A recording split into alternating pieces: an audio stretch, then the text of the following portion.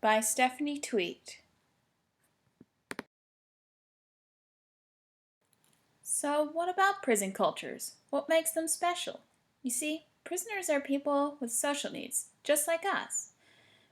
Prisoners are in close proximity of each other, so they interact often and create what we call prison cultures. Prison cultures are really just normal cultures coming together from one common interest, being in prison and living with inmates. And just like regular cultures, people receive titles. More on that later.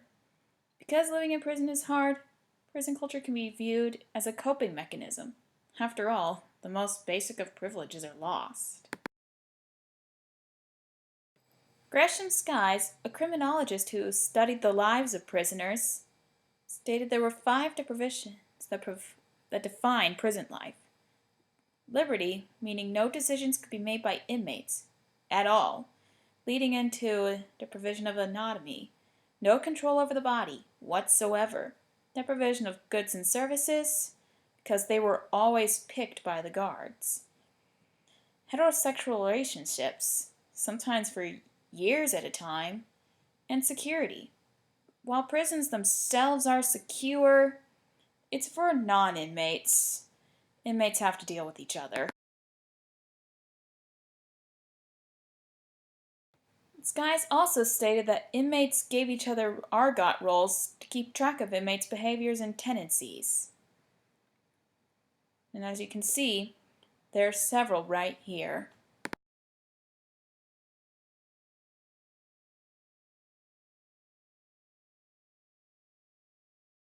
Do it. Simple. The same reason we give people who stand out in our culture labels. Inmates will do this. This all has to do with the need to belong. Inmates usually feel they don't belong in normal cultures, so they see prison cultures as ones they can fit in.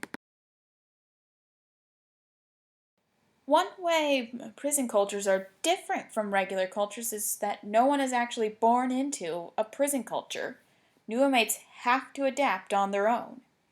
To do this, they have to learn from older inmates who will have power over them, namely the gorillas with strength and merchants with bargains.